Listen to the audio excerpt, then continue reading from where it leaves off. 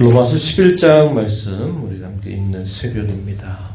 로마서 9장, 10장, 11장 이 세 장의 내용에서는 과연 누구에게 하나님의 이런 은혜가 임하여 구원을 받게 되는가 하는 것에 대한 말씀이 계속 주어집니다. 유대인들은 어떻게 되는가, 또 이방인들은 어떻게 되는가 하는 것에 대한 말씀입니다. 구약시대 때는 민족을 택하여서 그 민족을 통하여 하나님께서 구원의 길을 예비하시게 되고, 그 민족으로부터 하나님께서 약속하신 메시아가 오실 것이다 하는 사실을 보여주었습니다. 모든 이스라엘 자손들이 다 민족의 택함을 받았다 하더라도 모든 이스라엘 자손들이 다 그 택하심의 은혜를 입은 것은 아니었다 하는 사실을 말해줍니다. 그것은 구약의 모든 이스라엘의 역사가 그 사실을 분명하게 보여주고 있다 하는 겁니다. 어쩌면 대다수가 시간이 흘러갈수록 배교의 길을 걸어가는 그런 역사를 보여주는 것이 이스라엘의 역사였다 하는 것이죠. 그런 가운데서도 남은 자들, 신실한 남은 자들을 하나님께서 항상 남겨두셔서 이런 하나님의 택하심의 은혜가 임하게 하셨다는 사실을 우리가 기억하게 됩니다. 이방인들이나 유대인들이나 민족적인 그런 구별에 따라서 하나님의 구원의 역사가 누구에겐 임하고 누구에겐 임하지 않는 그런 방식은 아니다 하는 겁니다. 민족적으로 택함을 받은 것이 곧 구원으로 부름을 받은 것도 아니다 하는 사실을 말해주고 있다는 겁니다. 왜 이런 말씀을 바울 사도가 하느냐?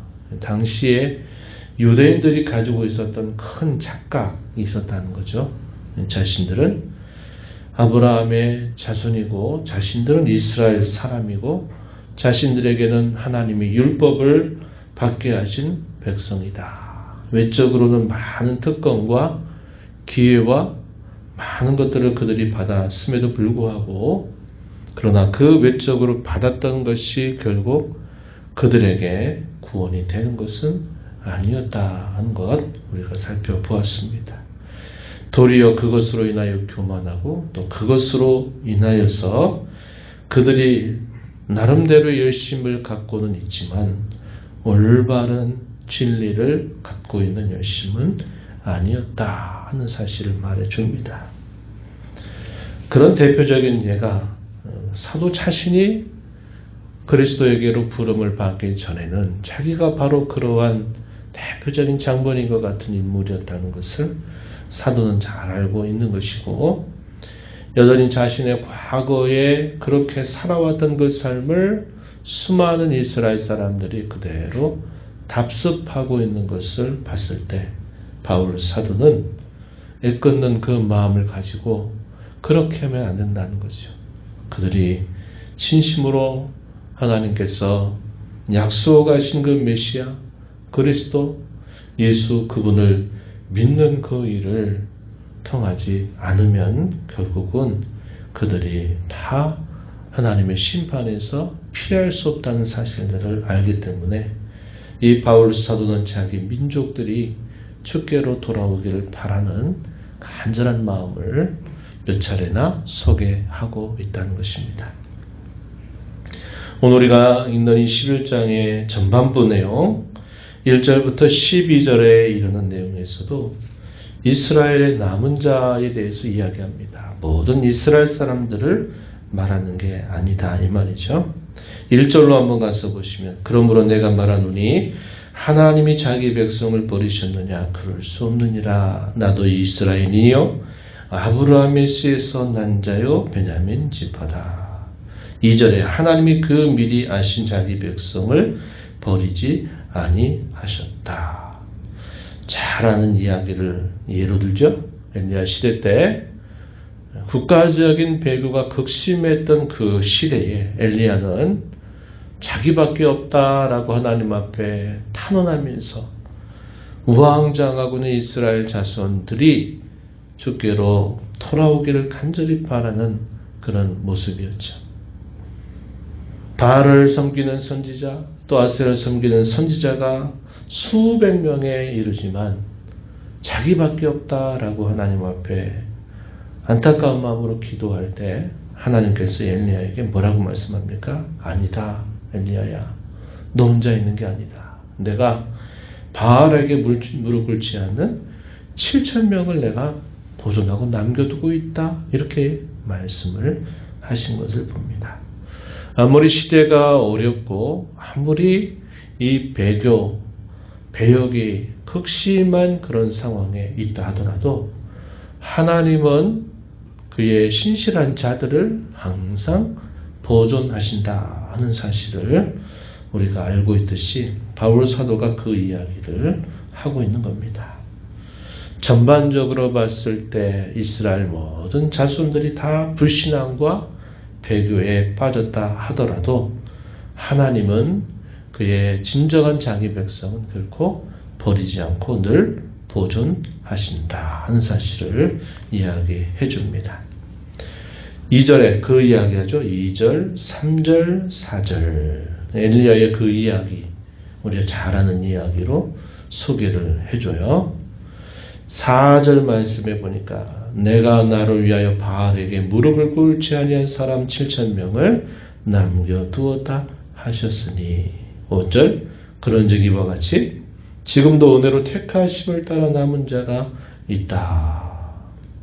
또 7절에 가서 보면 그런즉 어떠하냐 이스라엘이 구하는 것을 얻지 못하고 오직 택하심을 입은 자가 얻었고 그 남은 자들은 우둔하여 졌다. 이렇게 표현을 합니다. 그래서 이스라엘이 민족으로 택함을 받았다 그래서 모든 이스라엘 자손이 해당되는 것도 아니었다. 국가적으로 다 배교하는 그 시대 속에서도 하나님은 그의 진정한 자기 백성들을 보존하신다 하는 사실을 말해 주는 겁니다. 그래서 이 선지서의 말기에 가게 되면 남은 자가 구원을 받으리라 하는 그런 표현을 여러 차례 반복적으로 표현하고 있는 것을 보게 되죠. 이제 사도의 관심은 이방인에게로 옮겨갑니다. 이방인이 어떻게 구원을 받게 되는가? 어쩌면 이 유대인들의 배역과 반역에 대한 오히려 반대급부로 오히려 이방인들이 하나님께로부터 큰 은혜를 입게 됐다는 사실을 이야기해 줍니다. 11절 하반절 말씀에 보면은 그들이 넘어짐으로 구원이 이방인에게 이르러 이스라엘로 시기나게 합니다. 그들이 넘어졌다. 유대인들을 말하는 겁니다. 유대인들이 배역하고 그들이 배교하는 일들을 통해서 구원이 이방인에게 이르렀다. 12절에 보면 그들의 넘어짐이 세상의 풍성함이 되며 그들의 실패가 이방인의 풍성함이 되거든 하물며 그들의 충만함이디요. 이렇게 사도가 말하고 있습니다. 그래서 이방인들의 구원에 대하여 사도가 이제 말하기 시작하는 겁니다. 이방인들에게 하는 말, 뭘 말하냐면 그들이 이렇게 구원의 풍성한 은혜를 얻게 된 것을 인해서 그들로 하여금 자랑하거나 교만한 태도를 결코 가져서는 안 된다. 이렇게 말해주는 겁니다. 그 이스라엘 사람과 이방인 사람의 관계를 어떻게 표현하냐면 16절 우리가 읽은 말씀을 보니까 곡식가루와 떡덩이, 뿌리와 가지라는 비유를 통해서 이방인들이 이렇게 구원의 은혜를 입게 된 것이 이스라엘 사람과 아무런 상관이 없는 것이 아니라 마치 이스라엘을 곡식 가루로 비유를 하면 이방인은 떡덩이와 같다. 또 이스라엘을 뿌리에 비유한다면 이방인은 그 뿌리로부터 나온 가지와 같다. 이방인들이 구원을 받게 되는 이 일은 유대인들을 통해서 예비되었던 바다라는 사실을 이야기해 줍니다. 또 하나의 비유, 참감람나무와 돌감람나무의 비유를 통해서 참감람나무의 부침을 받은 돌감람나무 가지 같은 자들이다. 누가요? 이방인들이 그와 같다. 이렇게 말합니다. 그 20절 가서 보시면 뭐라고 그들에게 말하느냐. 이렇게 말하죠. 옳도다 그들은 믿지 아니함으로 꺾이고 너는 믿음으로 섰느니라. 높은 마음을 품지 말고 도리어 두려워하라. 이방인들이 구원받은 것으로 인하여 이것은 마땅히 우리가 받아야 될 것이다. 이스라엘 사람들이 버림받은 것은 당연하다 하는 식으로 생각을 결코 해서는 안 되고 높은 마음을 품지 말 것이며 오히려 두려워해라. 이스라엘이 민족적으로 많은 혜택과 기회를 받았음에도 그들이 결국은 하나님을 거절하는 그런 일이 있었다면 너희도 그런 일에 있어서 매우 조심하는 태도를 늘 가지고 하나님을 섬겨야 할 것이다. 그런 사실을 이야기해 줍니다. 22절 가서 보면 하나님의 인자심에 끊임없이 거하도록 해라. 그렇지 않으면 찍힐 수 있다라는 사실을 경고해 주고 있습니다. 더 겸손한 자로 더 하나님이 풍성한 은혜를 베풀어 주셨다고 하는 사실에 대한 감사를 가지고 하나님의 인자 안에 늘 머물도록 힘써 살아라. 이것을 말해주고 있습니다. 유대인들 가운데서 남은 자들, 이방인에게 미친 이 구원, 이것을 앞에서 쭉 말해온 사도는 이제 온 이스라엘에 이제 말을 하기 시작합니다. 25절부터 32절까지 온 이스라엘. 어떤 사람들은 온 이스라엘이 돌아온다. 이 표현을 구원을 받는다. 여기 26절에 보면 그 표현이 있죠. 온 이스라엘 구원을 받는다. 이 말을 두고 마지막 순간에 이스라엘 민족적인 회심이 있을 것이다. 이렇게 말하는 사람들이 있어요. 그래서 이스라엘이 지금 겪고 있는 전쟁이라든지 여러 일들을 통해서 이스라엘 사람들이 민족적으로 돌아온 일이 있게 되면 주님이 오실 것이다. 이렇게 말하는 사람들이 적지 않아요. 그런데 여기서 말하는 온 이스라엘은 우리가 앞에서 살펴본 것처럼 혈통적인 이스라엘을 말하지 않아요. 이스라엘 사람들이 민족으로 다 하나님 앞에 돌아온다라는 말이라기보다는 구원받은 사람, 택함받은 유대인과 이방인들 다 포함해서 영적인 이스라엘. 오늘 우리 모두를 일컫는 말이죠. 유대인이나 헬라인 그 자체의 구별이 아니라 유대인이나 헬라인이나 아니면 남자나 여자나 가난한 자나 부유한 자나 모든 사람에게 미치게 되는 구원. 그래서 참 이스라엘을 의미하는 뜻으로 우리가 이해한다는 겁니다. 이런 모든 일들을 생각해 봤을 때 참 이것이 얼마나 신비롭고 놀라운 일인가 사도는 그렇게 말을 하면서 이제까지 논의했던 모든 논의에 대한 결론 33절부터 36절까지 쭉 결론 짓는 말씀을 전달해 줍니다. 그 결론이 뭐냐면 하나님의 지혜와 지식의 그 놀라움을 인하여 하나님께 찬송하며 영광을 돌리는 내용으로 지금까지 모든 논의를 결말을 짓게 됩니다. 그리고 12장에서부터 지금까지 논의했던 모든 그런 논의를 바탕으로 해서 우리는 이제 어떻게 살아야 되느냐, 삶에 대한 구체적인 권면들이 이제 12장부터 마지막 장까지 쭉 이어지고 있다 하는 거예요. 이 11장 논의의 결말은 하나님 찬양과 그분의 영광을 노래하는 데 있다는 겁니다. 33절 한번 잠깐 보세요. 깊도다 하나님의 지혜와 지식의 풍성하며 그의 판단은 헤아리지 못할 것이며 그의 길은 찾지 못할 것이로다. 우리 사람이 생각하고 무엇인가를 기대하고 바라는 것과 우리가 판단하는 것과는 너무나 차원이 다르게 역사하시는 그 하나님의 일하심을 고백하는 표현이죠. 34절, 35절, 36절 이 말씀의 의미가 상당히 깊습니다. 34절에 보면 누가 주의 마음을 알았느냐? 누가 그의 모사가 되었느냐?